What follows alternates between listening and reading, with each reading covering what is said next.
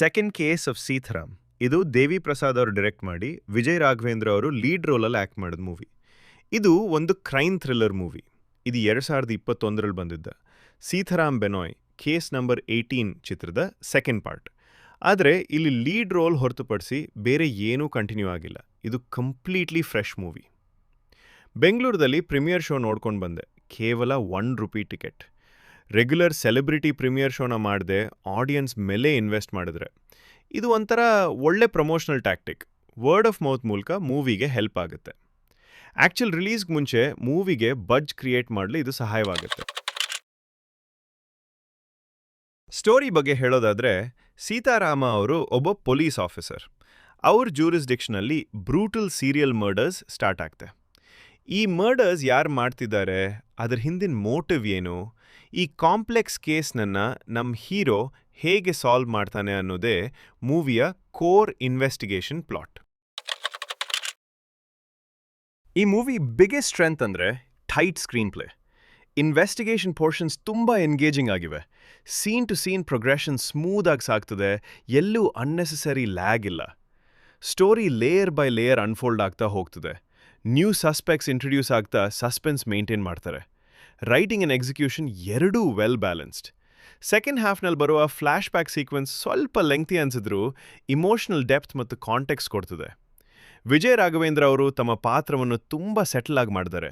ಅವ್ರ ಕ್ಯಾರೆಕ್ಟರ್ನ ಸೀರಿಯಸ್ನೆಸ್ನ ಸೆಟಲ್ ಆಗಿ ಕ್ಯಾರಿ ಮಾಡಿದ್ದಾರೆ. ಗೋಪಾಲರಾವ್ ದೇಶಪಾಂಡೆ ಅವರು ಸ್ಕ್ರೀನ್ ಪ್ರೆಸೆನ್ಸ್ ಪವರ್ಫುಲ್. ಫಸ್ಟ್ ಹಾಫ್ನಲ್ಲಿ ಅವ್ರ ಮೂವಿಗೆ ಇಂಟೆನ್ಸಿಟಿ ಕೊಡ್ತಾರೆ. ಮೂವಿಗೆ BGM ಸಖತ್ತಾಗಿ ವರ್ಕ್ ಆಗಿದೆ. ಎಸ್ಪೆಷಲಿ ಪ್ರೀ ಕ್ಲೈಮ್ಯಾಕ್ಸ್ನಲ್ಲಿ ಬ್ಯಾಕ್ಗ್ರೌಂಡ್ ಸ್ಕೋರ್ ಟೆನ್ಷನ್ ಎಲಿವೇಟ್ ಮಾಡ್ತದೆ. ಮೇಜರ್ ಫ್ಲಾಸ್ ಅಷ್ಟಾಗಿಲ್ಲ, ಆದರೆ ಕೆಲವೊಂದು ಸಪೋರ್ಟಿಂಗ್ ಕ್ಯಾರೆಕ್ಟರ್ಸ್ ಕ್ಯಾಸ್ಟಿಂಗ್ ಇನ್ನೂ ಇಂಪ್ಯಾಕ್ಟ್ಫುಲ್ ಆಗ್ಬೋದಿತ್ತು. ಕೆಲವು ಇಮೋಷ್ನಲ್ ಮೂಮೆಂಟ್ಸ್ ಫುಲ್ಲಿ ಕನೆಕ್ಟ್ ಆಗಲಿಲ್ಲ, though very minimal. Flash back portion slightly trim ಮಾಡ್ಬೋದಿತ್ತು. ಸ್ಕ್ರೀನ್ ಪ್ಲೇ ವಿಚಾರಕ್ಕೆ ಬಂದರೆ, ಮೂವಿ ಹೀರೋ ಫ್ಲ್ಯಾಶ್ ಬ್ಯಾಕ್ ಮೂಲಕ ಸೆಟಲ್ ಆಗಿ ಸ್ಟಾರ್ಟ್ ಆಗುತ್ತೆ. ಇನಿಷಿಯಲ್ ಸಾಂಗ್ ಕೂಡ ಬೇಗ ಮೂವ್ ಆಗುತ್ತೆ. ಕೇಸ್ ಇನ್ವೆಸ್ಟಿಗೇಷನ್ ಸ್ಟಾರ್ಟ್ ಆದಮೇಲೆ ಸ್ಕ್ರೀನ್ ಪ್ಲೇ ಟೈಟ್ ಆಗುತ್ತೆ. ಅಲ್ಲಿಂದ ಮೂವಿ ಚೆನ್ನಾಗಿ ಪ್ರೊಸೀಡ್ ಆಗುತ್ತೆ. ಗೋಪಾಲರಾವ್ ದೇಶಪಾಂಡೆ ಅವರನ್ನ ರೀತಿಯ ರಾ ಕ್ಯಾರೆಕ್ಟರ್ನಲ್ಲಿ ನೋಡೋದು ಖುಷಿಯಾಯಿತು. ಅವ್ರ ಫಸ್ಟ್ ಹಾಫನ್ನು ಡಾಮಿನೇಟ್ ಮಾಡ್ತಾರೆ. ಇಂಟರ್ವೆಲ್ ಒಂದು ಒಳ್ಳೆ ಟ್ವಿಸ್ಟ್ನಲ್ಲಿ ಎಂಡ್ ಆಗುತ್ತೆ. Over all first half good feel ಕೊಡ್ತದೆ. ಸೆಕೆಂಡ್ ಹಾಫ್ನಲ್ಲಿ ಇನ್ವೆಸ್ಟಿಗೇಷನ್ ಮತ್ತು ಸಸ್ಪೆನ್ಸ್ ರಿವೀಲ್ ತುಂಬ ಚೆನ್ನಾಗಿ ಎಕ್ಸಿಕ್ಯೂಟ್ ಆಗಿವೆ. ಫ್ಲ್ಯಾಶ್ ಬ್ಯಾಕ್ ಸ್ವಲ್ಪ ಲೆಂಗ್ದಿ ಅನಿಸಿದ್ರೂ ವರ್ಕ್ ಆಗುತ್ತೆ. ಪ್ರೀ ಕ್ಲೈಮ್ಯಾಕ್ಸ್ನಲ್ಲಿ BGM ಮೂವಿಗೆ ತುಂಬ ಹೆಲ್ಪ್ ಆಗುತ್ತೆ. ಪರ್ಸ್ನಲಿ ನನಗೆ ತುಂಬ ಚೆನ್ನಾಗಿ ವರ್ಕ್ ಆಯಿತು. ಓವರ್ ಆಲ್ ಸೆಕೆಂಡ್ ಹಾಫ್ ಸಾಕಷ್ಟು ಸ್ಯಾಟಿಸ್ಫೈಯಿಂಗ್ ಆಗಿ ಓವರ್ ಆಲ್ ಪೇಸಿಂಗ್ ಕನ್ಸಿಸ್ಟೆಂಟ್ ಆಗಿ ಮೇಂಟೈನ್ ಆಗಿದೆ. ಇದು ಕ್ರೈಮ್ ಥ್ರಿಲ್ಲರ್ ಜಾನ್ರಗೆ ಮೇಜರ್ ಪ್ಲಸ್. ದೇವಿ ಪ್ರಸಾದ್ ಅವರು ಸೀಕ್ವೆಲ್ ಪ್ರೆಷರ್ ಇದ್ದರೂ ಕಾಂಟೆಂಟ್ ಕಾಂಪ್ರಮೈಸ್ ಮಾಡಿಲ್ಲ.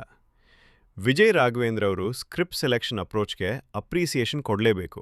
ಅವ್ರ ಅಪ್ರೋಚ್ ತುಂಬ ಇಷ್ಟ ಆಯಿತು. ಈ ಮೂವಿ ಒಂದು proper investigative crime thriller feel ಕೊಡ್ತದೆ. ಅನ್ನೆಸೆಸರಿ ಕಮರ್ಷಿಯಲ್ ಡಿಸ್ಟ್ರಾಕ್ಷನ್ಸ್ ಇಲ್ಲ. ನನ್ನ ಪ್ರಕಾರ ಇದೊಂದು ಸ್ಟ್ರಾಂಗ್ ಕ್ರೈಮ್ ಥ್ರಿಲ್ಲರ್ ಮತ್ತು definitely good theatrical watch. Crime genre ಲವರ್ಸ್ಗೆ ಇದು ಸ್ಯಾಟಿಸ್ಫೈಯಿಂಗ್ ಎಕ್ಸ್ಪೀರಿಯನ್ಸ್ ಕೊಡ್ತದೆ.